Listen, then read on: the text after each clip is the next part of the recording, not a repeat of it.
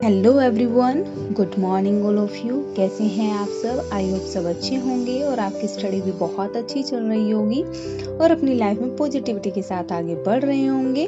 और मेरे भी घर का सारा काम ख़त्म हो गया था। नाश्ता करके मैं भी 10:30 बजे तक बैठ गई थी, जिसमें कि मुझे आज मिल्टन्स को कंप्लीट करना है। बायोग्राफी, कोटेशन और उसके जो वर्क्स हैं वो सब कंप्लीट करना है और उससे रिलेटेड मैं छोटे छोटे मॉक टेस्ट भी लगाऊंगी। और मुझे आज मिल्टन को कंप्लीट कर लेना है। सिनोनिम्स और एंटोनिम्स और इडियम्स को भी मुझे करना है। वोकैबुलरी के लिए मेरे पास एस.के. बस्की की बुक है, जिसमें से मैं सिनोनिम्स और एंटोनिम्स कर रही हूँ।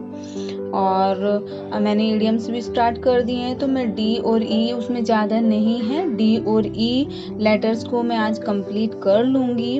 और प्लस थोड़ा पिछला भी एक बार रिवाइज कर लूँगी। एस.पी. बख्शी की बुक में डी और ई इतने ज़्यादा नहीं है, तो वो कंप्लीट हो जाएंगे आज मेरे। और लेकिन आज मैंने सबसे पहले लिटरेचर पार्ट ही लिया है, जिसमें कि आज मुझे मिल्टन कंप्लीट करना है।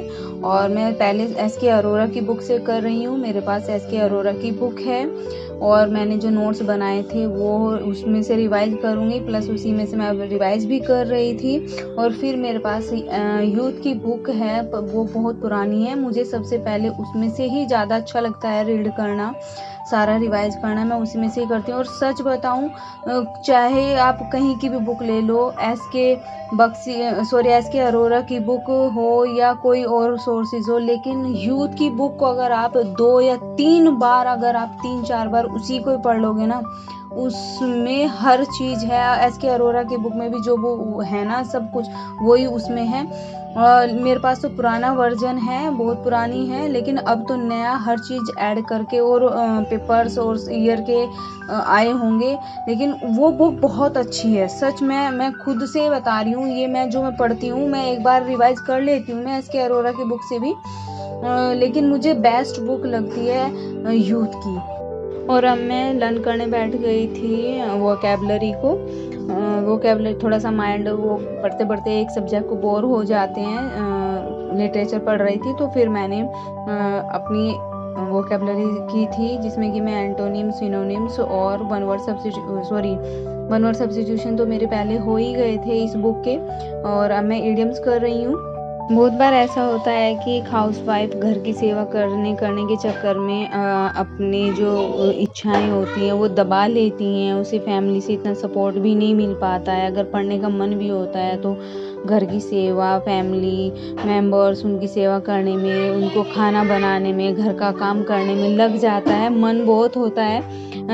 लेकिन ये चीज़ें ना, कुछ तो उनका मन भी होता है, कुछ वो अपने आप भी उनका विरोध नहीं कर पाती है, तो इस वजह से भी वे अपनी इच्छाओं को दाब के रह जाती है। और एक आदमी का भी नेचर ऐसा होता है कि वो ये सोचता है कि घर से बाहर ना जाए, वो कष्ट ना झेले, मैं ही घर में लाके उसे सारी चीज़ें दे दूंगा, हर चीज़ की फैसिलिटी दे देता है। लेकिन वो सोचता है कि घर से बाहर ना निकले, क्योंकि अगर वो घर से बाहर निकल गई तो बहुत कुछ सीखने को मिलता है, अंडरस्टैंडिंग बढ़ जाती है। और वो जो घर में रह के एक कठपुतली बनी रहती है, वो नहीं बन पाएगी। ये लोगों की थोड़ी मेंटेलिटी होती है, इस वजह से वो उनको बाहर निकलने नहीं देते हैं, बाहर जाने नहीं देते हैं, घर के अंदर ही उनको कैद करके रखते हैं। थोड़ा सा अपने लिए स्टैंड लें, थोड़ा थोड़ा ही सही, लेकिन कुछ स्टेप्स लें, ताकि आप भी अपनी सेल्फ रेस्पेक्ट के लिए आगे बढ़ पाएँ। थोड़ी थोड़ी अपनी पढ़ाई स्टार्ट करें। और अब मैं फिर से दोबारा से अपने लिटरेचर पोर्शन को ही पढ़ रही थी और बेटी भी अपना फिर लर्न कर रही थी। मैंने जो अपने खुद के नोट्स बनाए थे, मैं उसमें से अब फ़िलहाल रिवाइज़ कर रही थी। लेकिन मुझे थोड़ा सा ये डाउट था, पता नहीं आज मैं मिल्टन्स को कंप्लीट कर पाऊँगी या नहीं कर पाऊँगी। और कहते हैं ना, वो कोई काम तब तक ही असंभव लगता है जब तक वो किया नहीं जाता है। और मुझे भी ऐसे ही असंभव लग रहा था, लेकिन मैंने कर दिया था। आज मेरा मिल्टन्स का कंप्लीट हो गया था। कल से मैं नए राइटर्स लूँगी, प्लस देखती हूँ पिछला रिवाइज भी करूँगी। तो चलिए, अपने ब्लॉग को मैं यहीं पे एंड करती हूँ। आई होप आपको पसंद आया होगा। और जाते जाते एक मोटिवेशनल कोटेशन के साथ एंड करूँगी। एक इंसान 2 चीज़ों से बनता है, एक किस्मत और दूसरा मेहनत। किस्मत सबकी नहीं होती और मेहनत सबसे नहीं होती।